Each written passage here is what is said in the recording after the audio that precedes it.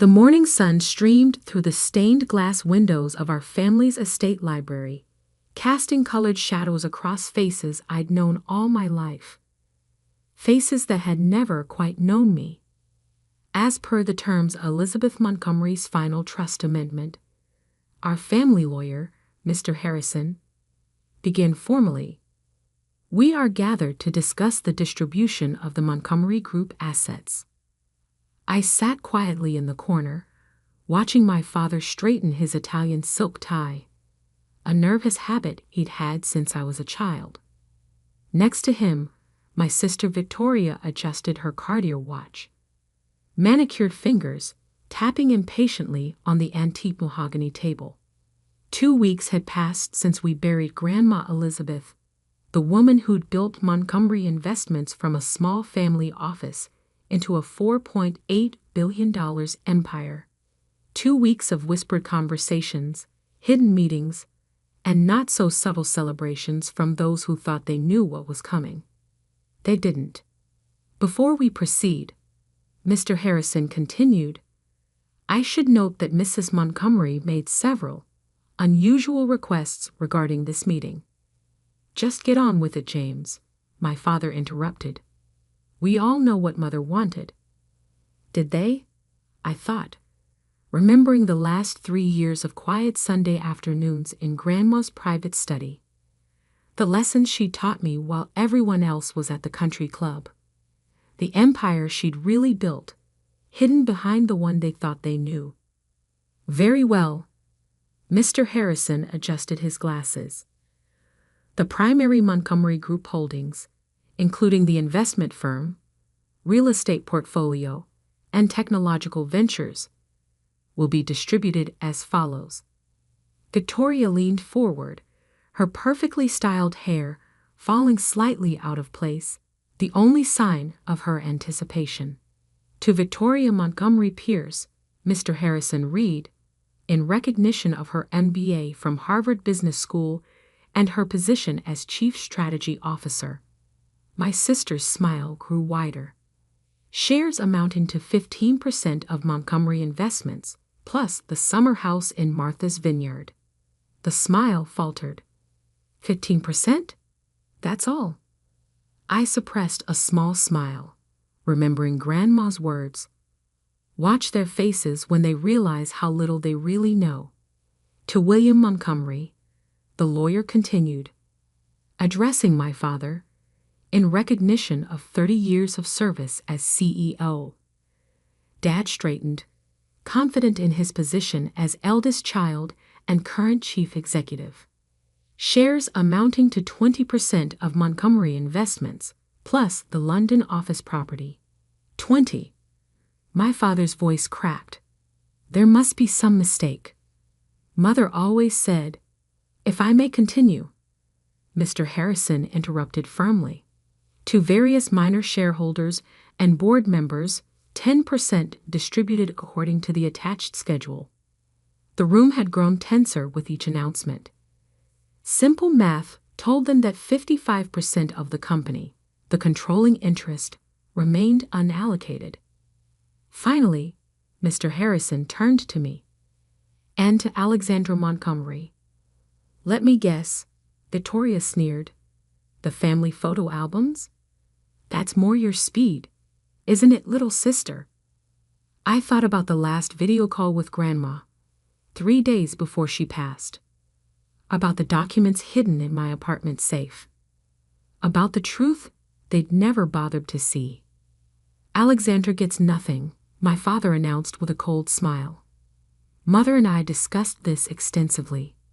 She's not qualified to handle any significant portion of the business. Mr. Harrison raised an eyebrow. Oh, and when was this discussion? Last month, at the hospital. She was very clear about Alex's limitations. I reached for my phone, opening a specific video file. Interesting, because I have Grandma's actual last words right here. What are you talking about? Victoria snapped. Silently, I placed my phone on the table and pressed play. The screen filled with Grandma Elizabeth's face, recorded in her study 3 days before she passed. "If you're watching this," she began, her voice strong despite her illness, "then the vultures have already started circling.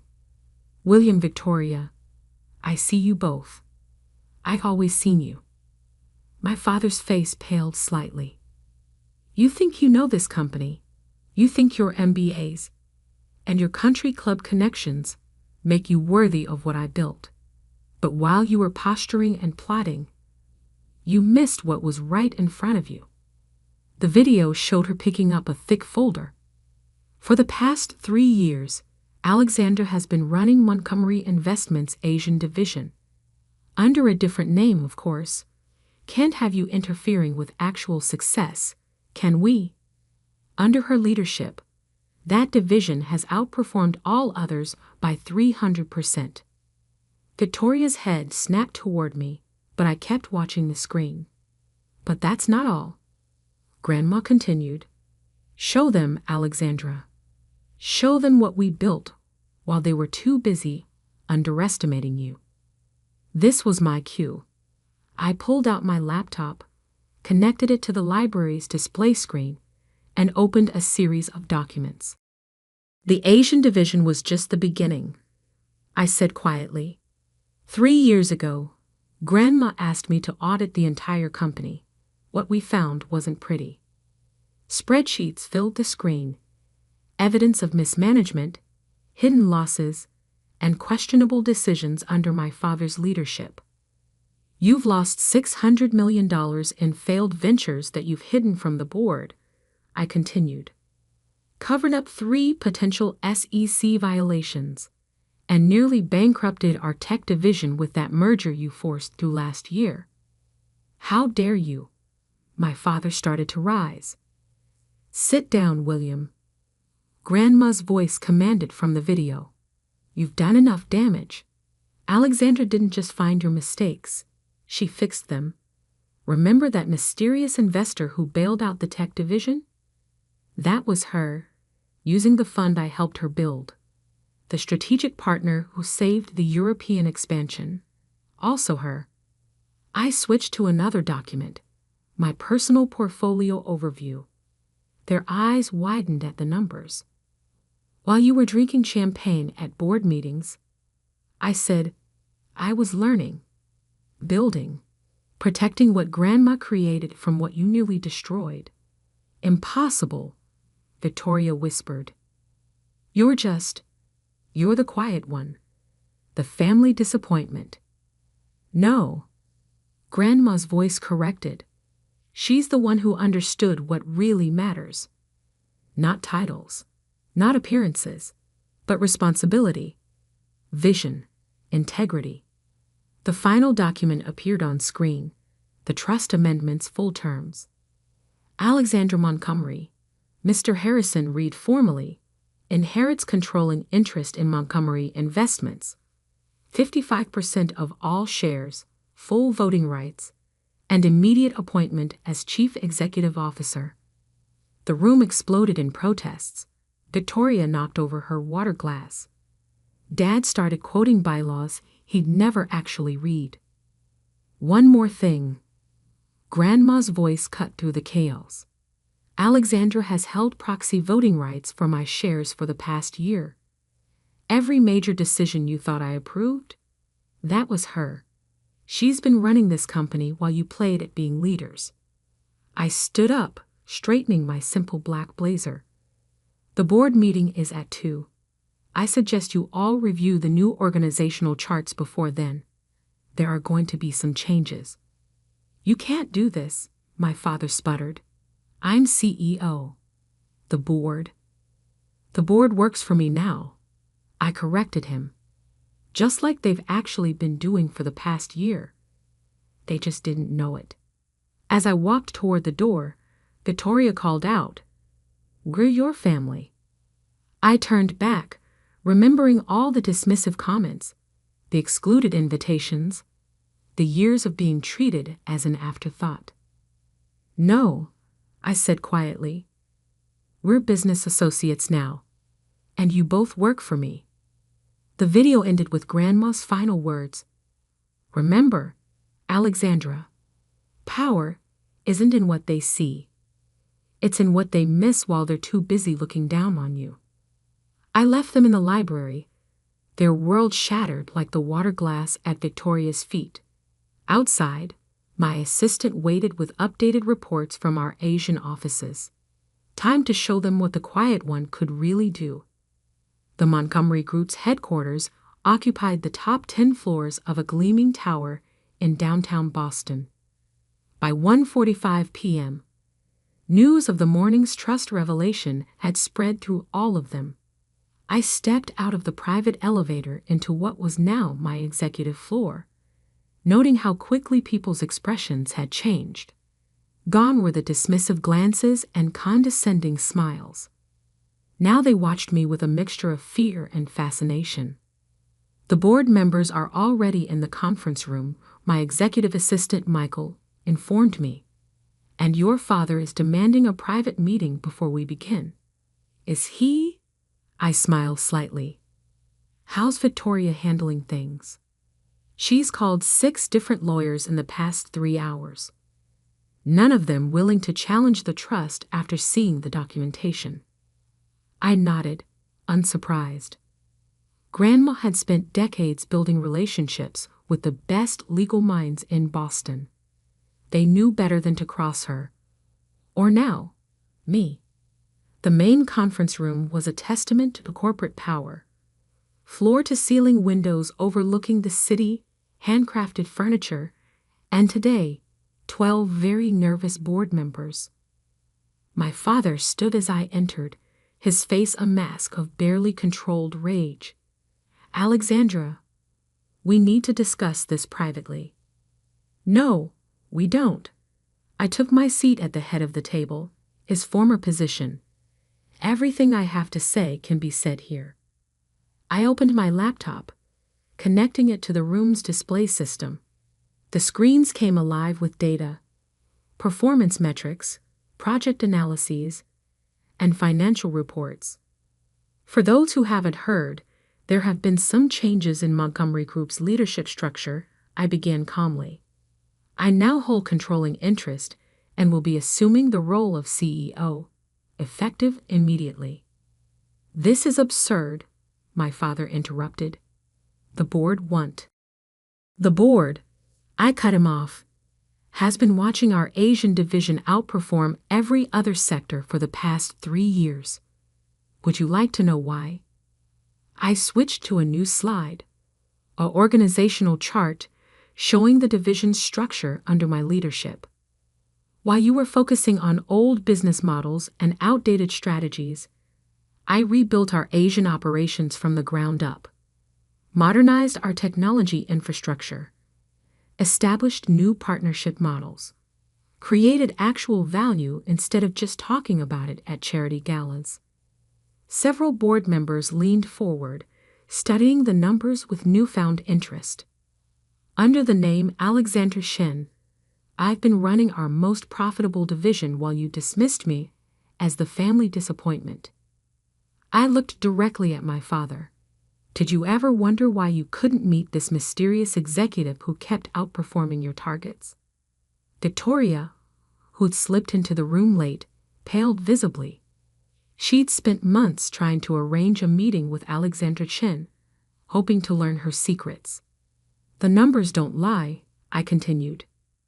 Our Asian division's ROI is triple the company average. Employee retention is 95% compared to your 60%, and we haven't had a single SEC compliance issue, unlike some other divisions. I switched to another document, a detailed analysis of the company's weaknesses under the previous leadership. Now let's discuss the changes that need to happen. For the next 2 hours, I outlined my vision for Montgomery Group's future. New technology investments, streamlined operations, enhanced compliance protocols. With each point, I could see the board members' expressions shifting from skepticism to understanding. Mr. Montgomery will transition to an advisory role, I announced, watching my father's knuckles whiten on the armrest. Victoria will remain as Chief Strategy Officer, but with revised responsibilities. You can't demote me, my father protested. I built this company. No, I corrected him. Grandma built it. You nearly broke it. Would you like me to show everyone the real numbers from the European merger? He fell silent, finally understanding the depth of what I knew. As for the rest of you, I addressed the board. Your positions are secure, assuming you adapt to our new direction. First quarter targets and performance metrics are in the folders being distributed now. Michael moved around the table, handling out detailed documentation of my plans. One last thing, I added, pulling up a final document. This is my personal investment portfolio, the one I built while you all thought I was finding myself after college. The numbers spoke for themselves. $1 billion fund built through strategic investments and careful planning. Everything I've done for the past 3 years has been preparation for this moment. I learned every aspect of our business, built my own success to prove I could. And now, I'm going to fix what you all broke. Victoria finally spoke up, her voice trembling slightly. Why didn't you tell us? We're family. I thought about all the family dinners where they talked over me, the meetings where they'd ignored my suggestions, the years of being treated as an afterthought. Family, I laughed softly. Family would have seen me, would have asked why Grandma spent so much time with me in her final years, would have wondered why our Asian division's success coincided with my quarter-life crisis travels. I stood up, straightening my blazer. But you didn't see. You didn't ask. You didn't wonder. And now, you work for me. The shareholders, my father began, already know. I cut him off. The press release went out an hour ago. Our stock is up 12% on the news of new leadership. I nodded to Michael, who began distributing another set of folders. These are your new contracts. Review them with your lawyers if you wish, but they're non-negotiable. Sign them by tomorrow morning or clear out your offices. As they filed out, shocked and subdued, my father lingered behind. I'm still your father, he said quietly. Yes, I agreed. But you're also an employee who's underperformed for years. Don't confuse the two. Left alone in the conference room, I walked to the windows, looking out at the city Grandma had taught me to conquer. My phone buzzed. A message from her old assistant. Elizabeth would be proud. Show them what real power looks like. I smiled, remembering Grandma's favorite saying, let them underestimate you. It makes the victory sweeter. The real work was just beginning. Time to show them exactly what the quiet one could do with an empire. 3 months after the board meeting that changed everything, I sat in what was now truly my office, reviewing the first quarter results under my leadership. The numbers told a story that even my biggest critics couldn't deny. Stock price up 28%. Operating costs down 15%. Employee satisfaction scores at an all-time high. And most importantly, the toxic culture that had plagued Montgomery Group for years was finally changing. A knock at my door interrupted my analysis. Come in, I called, already knowing who it would be. Victoria entered, looking different from the polished, arrogant sister I'd grown up with. 3 months of actual work had changed her. Her designer clothes were still impeccable, but there was a new humility in her stance. The Singapore merger documents are ready for your review, she said, placing a thick folder on my desk. And I found something else you should see. She hesitated, then pulled out an old leather-bound notebook. It was in Dad's private safe. I think you need to know the whole truth. I recognized the notebook immediately. Grandma's personal journal, the one that had gone missing after her death. "Sit down," I said, gesturing to the chair across from me. "Tell me why you're really here." Victoria sank into the chair, her composure cracking slightly. "I've been reviewing the old board minutes, trying to understand how we missed so much. And I found patterns. Things Dad did that didn't make sense." I opened the journal, already suspecting what I'd find. Grandma had told me pieces of this story, but never the whole truth. "He was embezzling," Victoria said quietly, "for years. Small amounts at first, then larger ones. Grandma knew, didn't she? That's why she chose you." I turned to a marked page in the journal, reading Grandma's elegant handwriting. "William thinks power is about control, about taking. He never understood that true power is about building, protecting, growing. But Alexandra, she sees it, just like I did at her age." "Did you know," Victoria asked, "about Dad's theft?" "I knew enough," I replied. "Grandma showed me the evidence 3 years ago. It's why we started preparing for this transition." I pulled out my laptop, opening a secure folder. These are the complete records. Nearly $50 million over 12 years, hidden in offshore accounts. Money that should have gone to employee pensions, research and development, company growth. Victoria's face paled. "What are you going to do?" "What I've already done," I said calmly. "The money has been recovered and returned to the appropriate accounts. Dad's assets have been frozen, and he has exactly one chance to make this right." On cue, my father walked into the office, escorted by Michael. He looked older than he had 3 months ago, the weight of his secrets finally showing. "Sit down, Dad," I said, gesturing to the other chair. "It's time we had an honest conversation about legacy." He saw the journal on my desk and seemed to deflate further. "Elizabeth knew." "Grandma knew everything," I confirmed. "Every hidden transfer. Every falsified report. Every lie you told the board. She knew, and she prepared for this moment."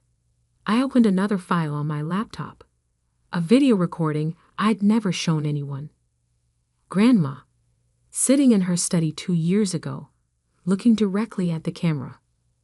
"William," her voice filled the office, "if you're watching this, then Alexandra has found the journal. You thought I didn't see what you were doing to my company, to our family's legacy.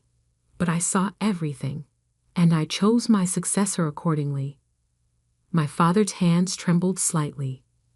"Alexandra," the recording continued, "has my strength without my pride, my vision without my blindness to family betrayal. She'll fix what you broke, William, and she'll do it with the grace I never managed to teach you." I stopped the video, looking at my father and sister. "Here's what happens next. Dad, you'll quietly retire, citing health reasons.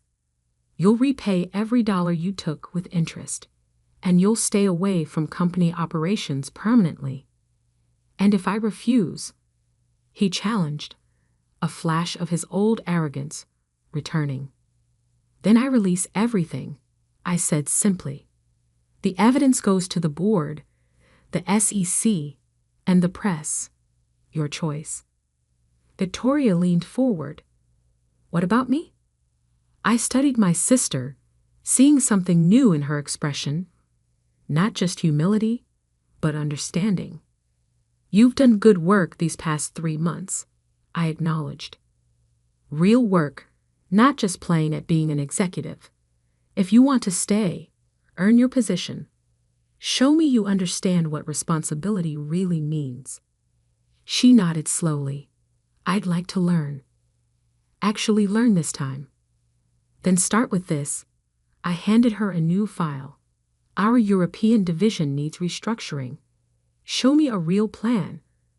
not just fancy presentations and empty promises. As they left my office, Dad to draft his retirement announcement, Victoria to tackle her first real challenge, I turned to Grandma's journal again. The final entry read, "Power isn't in the money, the titles, or the corner office. It's in the quiet strength to build something lasting, to protect what matters, to rise above personal grudges for the greater good. Alexandra understands this.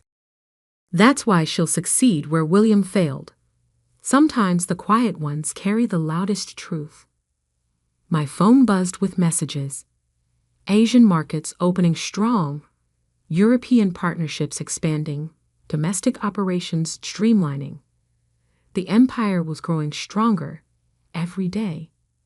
I walked to the windows, watching the city lights flicker on as dusk approached. In the reflection, I saw not just myself, but the legacy Grandma had trusted me to protect and expand.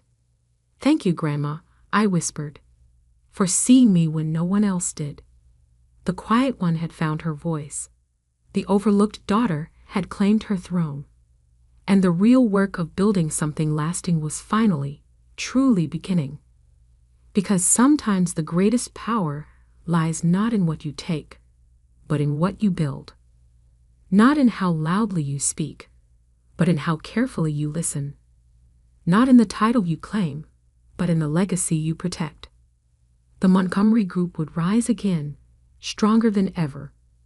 Built on truth this time, not secrets. On merit, not manipulation. On quiet strength, not empty power. And I would make sure of it. One decision, one day, one victory at a time.